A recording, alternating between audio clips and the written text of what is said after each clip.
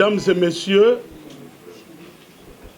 aujourd'hui, nous allons parler des résultats du leadership éclairé, avisé de son Excellence, Monsieur le Président de la République, Félix Antoine Tshisekedi Tshilombo, dans les secteurs du contentieux international et de sa vision matérialisée par son Excellence, Madame la Première ministre, chef du gouvernement, Judith Suminwa Tuluka. Je vais commencer par la décision intervenue ce 26 juin 2025 à Arusha, où la Cour africaine des droits de l'homme et des peuples s'est déclarée compétente pour connaître de la requête de la République démocratique du Congo, et par la même occasion, elle a déclaré la requête de la RDC recevable, nonobstant la panoplie des exceptions, des moyens que le Rwanda de Paul Kagame avait soulevé pour que la Cour se déclare incompétente et que la requête de la RDC soit déclarée irrecevable. Avec cette décision, le Rwanda de Paul Kagame est sommé, en déant 90 jours, d'envoyer ses observations par rapport aux accusations de violation des droits des populations civiles à l'est de la République démocratique du Congo que la RDC a envoyé à la Cour.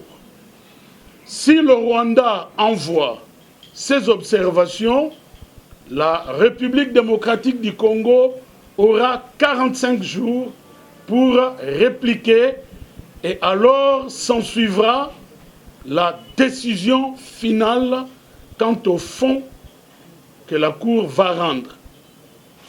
Je voudrais préciser de franchir cette étape que nous venons de franchir préjuge dans une certaine mesure sur le fond. C'est-à-dire que si la requête de la République démocratique du Congo n'avait pas avancé de faits avérés, si ces faits ne pouvaient pas être connus par la Cour, cette requête allait être rejetée. Donc nous allons droit vers la condamnation du Rwanda. Cette décision, ces résultats, est à interpréter de deux manières. Sur le plan national, c'est une première victoire judiciaire de la République démocratique du Congo grâce au génie, à l'ingéniosité de son Excellence, Monsieur le Président de la République, chef de l'État, magistrat suprême, Félix Antoine Tshisekedi Tshilombo. C'est depuis plus de 30 ans que le Rwanda sévissait à l'est de notre pays dans l'impunité totale.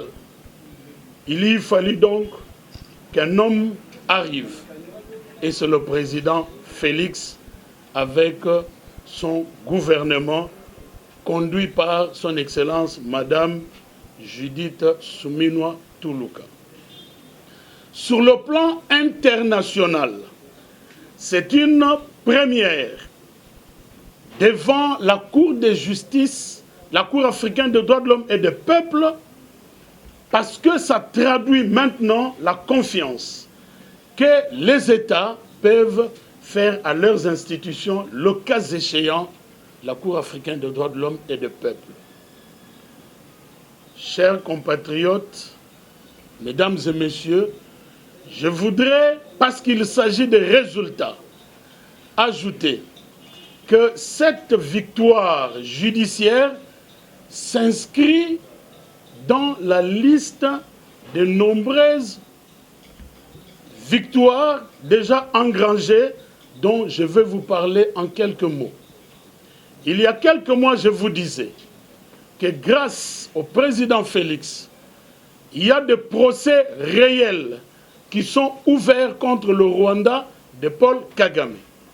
Et ce, devant la Cour de justice de l'EAC, devant la Cour pénale internationale, où les enquêtes et les jugements se font en accord entre le bureau du procureur et les chambres, donc les juges.